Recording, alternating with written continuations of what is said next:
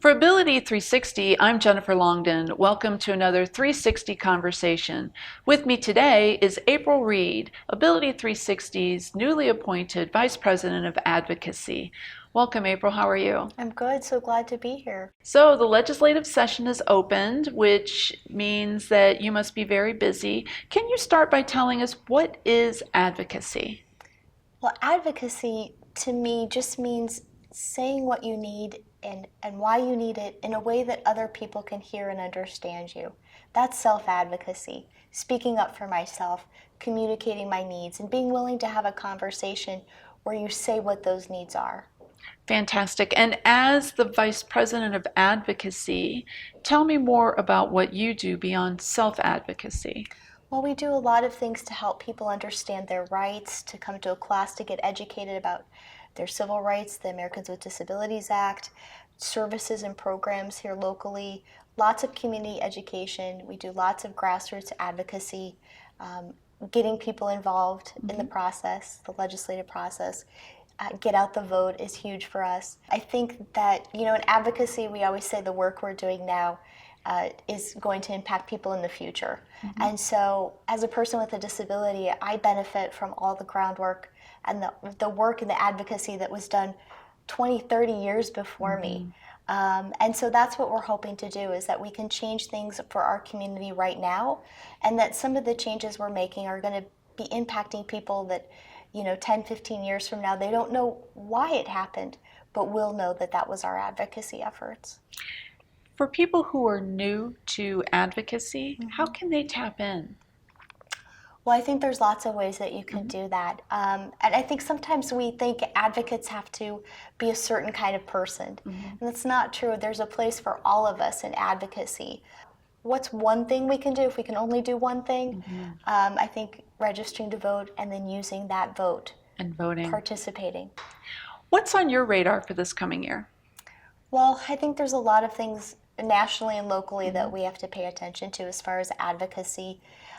Nationally, we're paying attention to HR 620, Education Reform Act. And so we're contacting our legislators, asking them to not sign on to that bill if they already have, trying to educate about why we don't support that legislation. Why don't we support it, April? Well, we feel like, many advocates feel like, the ADA already has education pieces in place. There's many, many ways that you can get educated about the ADA and your civil rights. You can come to Centers for Independent Living like Ability 360. There's a ton of resources available online. Many state and federal agencies will explain to you your rights and give you materials. So we feel like it's duplicate. And don't you think that those funds could be better served in helping businesses make the changes that they need to? Sure, yeah. Most people with disabilities, we're not about lawsuits. We don't want to see businesses be sued. We are pro-small business. Many of us are small business owners ourselves, right? Yeah. And so we don't feel like more lawsuits are necessary or productive. We want to start dialogue with small businesses so that very affordably they can make these changes, and the disability community can be a partner for them. People with disabilities have a lot of purchasing power, and we want to get to those small businesses. And so again, we don't want to see more lawsuits. We don't want to see a process where people are negotiating. We want to help businesses become accessible right now. And on the state level, what are you looking at? Well, the state level, the legislative session is just opened. Right. We know there's a few bills that we'll be paying attention to closely. The service dog bill? That's right. There's a service animal bill. Sometimes you're seeing that described as the fake or imposter service animal bill. And so we're paying attention to that closely because, again, we feel like that's an unnecessary piece of legislation. Anything else you're looking at?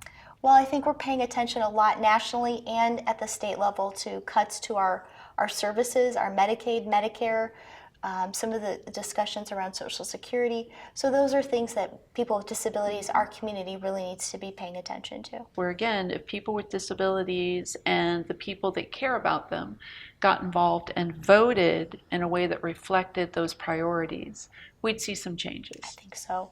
I think we have to be willing to support these programs if they really make a difference in our lives. Like I know we do, because I hear from the people we work with all the time, this saves my life, this keeps me out of a nursing home, then we have to be willing to say that. April, last year you did some international travel. You went to Madagascar. When you travel to another country like Madagascar, where there are no civil rights protections for people with disabilities, when we think about the fight for disability rights, that's not over.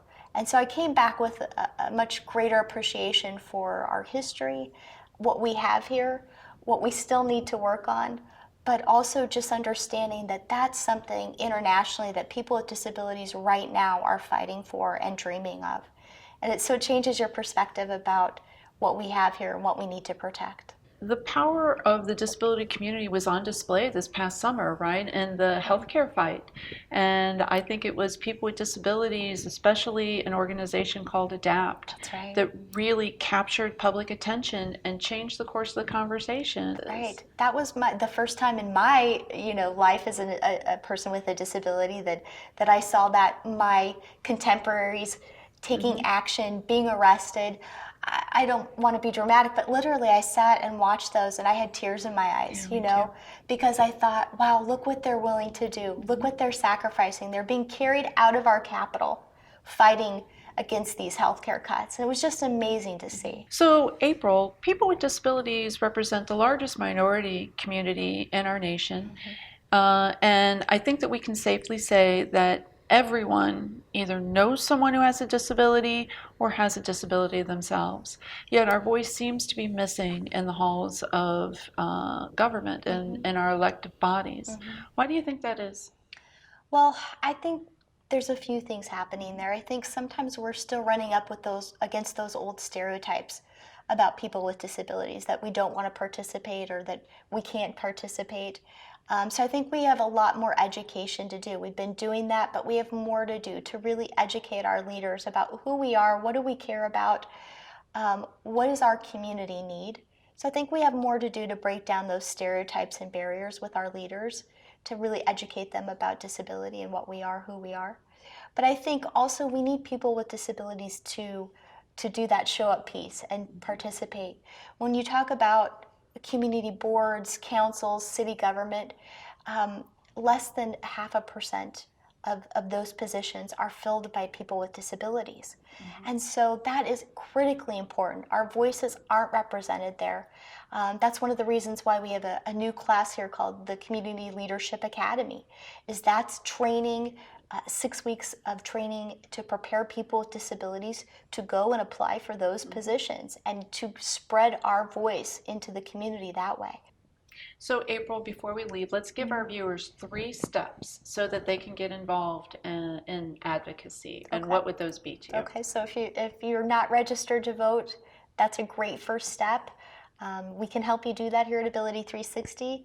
And then getting out the vote, actually using your vote if you haven't done that, that's important. Don't let that voter registration card sit in your wallet and never use it. We need your vote, we need your opinion.